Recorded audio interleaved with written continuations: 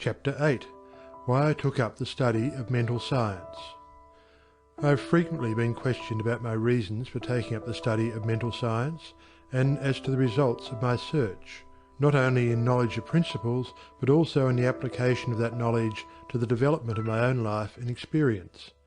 Such inquiries are justifiable, because one who essays the role of a messenger and teacher of psychological truths can only be effective and convincing as he or she has tested them in the laboratory of mental experience. This is particularly true in my case, as the only personal pupil of Thomas Troward, the greatest master of mental science of the present day, whose teaching is based upon the relation borne by the individual mind toward the universal creative mind, which is the giver of life, and the manner in which that relation may be invoked to secure expansion and fuller expression in the individual life. The initial impulse toward the study of mental science was an overwhelming sense of loneliness. In every life there must come some such experiences of spiritual isolations as, at that period, pervaded my life. Notwithstanding the fact that each day found me in the midst of friends, surrounded by mirth and gaiety, there was a persistent feeling that I was alone in the world. I had been a widow for about 3 years, wandering from country to country, seeking for peace of mind. The circumstances and surroundings of my life were such that my friends looked upon me as an unusually fortunate young woman. Although they recognized that I had sustained a great loss when my husband died, they knew that he had left me well provided for, free to go anywhere at pleasure, and having many friends. Yet if my friends could have penetrated my inmost emotions, they would have found a deep sense of emptiness and isolation. This feeling inspired a spirit of unrest that drove me on and on in fruitless search upon the outside for that which I later learned could only be obtained from within. I studied Christian Science, but it gave me no solace, though fully realizing the great work the scientists were doing, and even having the pleasure and privilege of meeting Mrs. Eddy personally. But it was impossible for me to accept the fundamental teachings of Christian Science and make practical application of it. When about to abandon the search for contentment and resign myself to resume a life of apparent amusement, a friend invited me to visit the great seer and teacher Abdu'l-Baha. After my interview with this most wonderful of men, my search for contentment began to take a change. He had told me that I would travel the world over seeking the truth, and when I had found it, would speak it out. The fulfilment of the statement of this great seer then seemed to be impossible, but it carried a measure of encouragement, and at least indicated that my former seeking had been in the wrong direction. I began, in a feeble and groping way, to find contentment within myself, for had he not intimated that I should find the truth?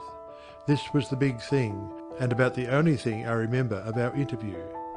A few days later, upon visiting the office of a New Thought practitioner, my attention was attracted to a book on his table entitled The Edinburgh Lectures on Mental Science by Thomas Troward.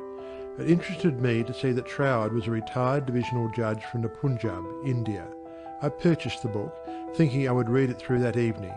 Many have endeavoured to do the same thing, only to find, as I did, that the book must be studied in order to be understood, and hundreds have decided, just as I did, to give it their undivided attention. After finding this treasure book, I went to the country for a few days, and while there studied the volume as thoroughly as I could. It seemed extremely difficult, and I decided to purchase another book of Troward's, in the hope that its study might not require so much of an effort. Upon inquiry I was told that a subsequent volume, The Door Lectures, was much the simpler and better of the two books. When I procured it, I found that it also must be studied. It took me weeks and months to get even a vague conception of the meaning of the first chapter of Door, which is entitled Entering into the Spirit of It. I mean by this that it took me months to enter into the spirit of what I was reading.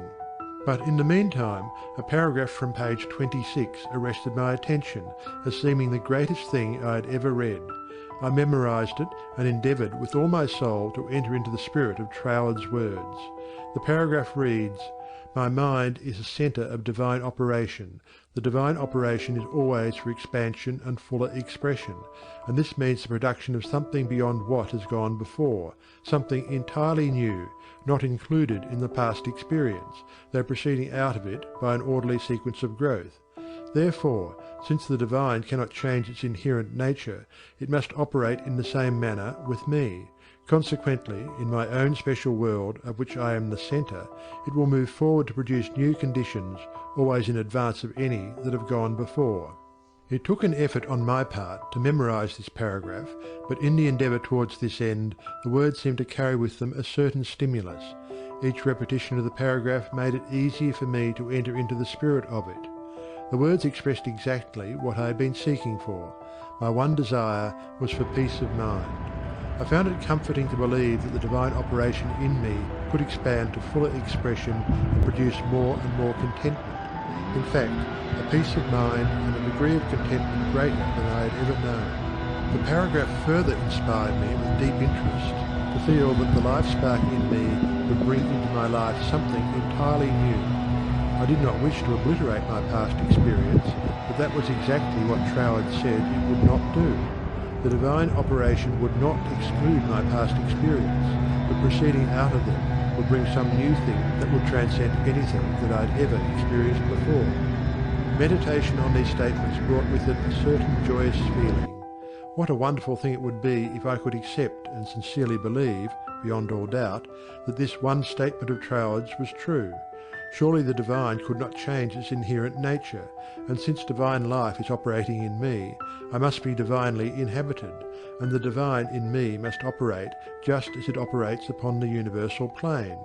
This meant that my whole world of circumstances, friends and conditions would ultimately become a world of contentment and enjoyment of which I am the centre. This would all happen just as soon as I was able to control my mind, and thereby provide a concrete centre around which the divine energies could play. Surely it was worth trying for. If Troward had found this truth, why not I? This idea held me to my task. Later I determined to study with the man who had realized and given to the world so great a statement. It had lifted me from my state of despondency. The immediate difficulty was the need for increased finances.